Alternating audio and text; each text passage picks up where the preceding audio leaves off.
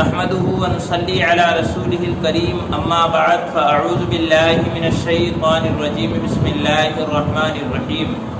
محترم دوستو، آج ہم گفتگو کریں گے حضرت ابراہیم بن ادھم اور حضرت بایزید بسطامی رحمۃ اللہ علیہما کے بارے میں۔ تو آئیے شروع کرتے ہیں۔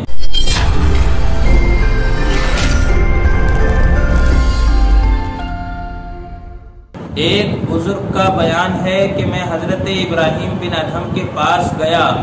وہ عشاء کی نماز کے بعد ایک چادر میں لپٹ کر لیٹ گئے اور اسی طرح رات بھر لیٹے رہے، نہ پہلو بدلا اور نہ کوئی حرکت کی، اور اسی طرح فجر کی نماز پڑھ لی۔ میں نے ان سے عرض کیا کہ اللہ تبارک و تعالی آپ پر رحم فرمائے کہ آپ رات بھر سوتے رہے اور صبح بغیر وضو ایسے ہی نماز پڑھ لی۔ حضرت ابراہیم بن ادھم رحمۃ اللہ علیہ نے جواب دیا کہ میں رات بھر کبھی جنت کے باغوں کی سیر کرتا رہا اور کبھی جہنم کی آگ میں ٹھوکریں کھاتا رہا۔ ایسی حالت میں نیند کہاں آتی ہے؟ یہی وجہ ہے کہ اللہ تبارک و تعالی نے اپنے نیک بندوں کے بارے میں قرآن مجید کے اندر ذکر فرمایا ہے کہ وہ کھڑے اور بیٹھے اور پہلو کے بل لیٹے ہوئے اللہ کو یاد کرتے رہتے ہیں۔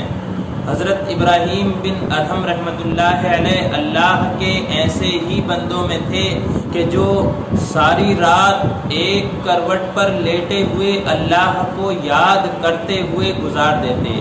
اس حالت میں کبھی ان کے سامنے جنت کا نقشہ آتا تھا اور کبھی جہنم کا، اور وہ ایمان و بصیرت کے اس مقام پر فائز تھے گویا وہ جنت کی رعنائیوں اور دل آویزیوں اور جہنم کی ہولناکیوں کا مشاہدہ کر رہے ہوں۔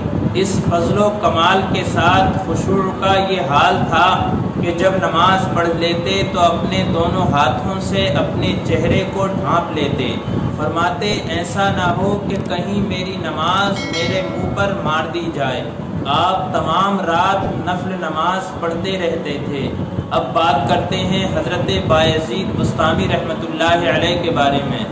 حضرت بایزید بسطامی رحمۃ اللہ علیہ عشاء کی نماز کے بعد رات بھر اس طرح عبادت میں مشغول رہتے کہ 4 رکعت نماز ادا کرتے اور سلام کے بعد کہتے یہ نماز تو قبولیت کے لائق نہ ہوئی، پھر نیت کرتے اور پھر سلام کے بعد یہی کہتے، یہاں تک کہ صبح ہو جاتی۔ صبح کو عرض کرتے اے میرے پروردگار، میں نے بہت کوشش کی کہ نماز ادا کروں جو تیری بارگاہ کے لائق ہو، لیکن میں نماز ادا نہ کر سکا۔ ایک دفعہ آپ نے فرمایا کہ میری اتنی عمر اسی تمنا میں گزر گئی کہ کوئی نماز اس خشوع کے ساتھ ادا کروں کہ جو اللہ تبارک و تعالی کی بارگاہ میں قابل قبول ہو، مگر اب تک ادا نہ ہو سکی۔ محترم دوستو، آپ اندازہ لگا سکتے ہیں اللہ تبارک و تعالی نے ان کو کتنا بلند مقام عطا فرمایا، لیکن اس کے باوجود ان کی سادگی، ان کی عاجزی اور انکساری دیکھیے۔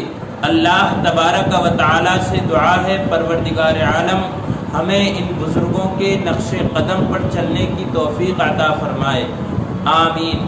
السلام علیکم ورحمۃ اللہ وبرکاتہ۔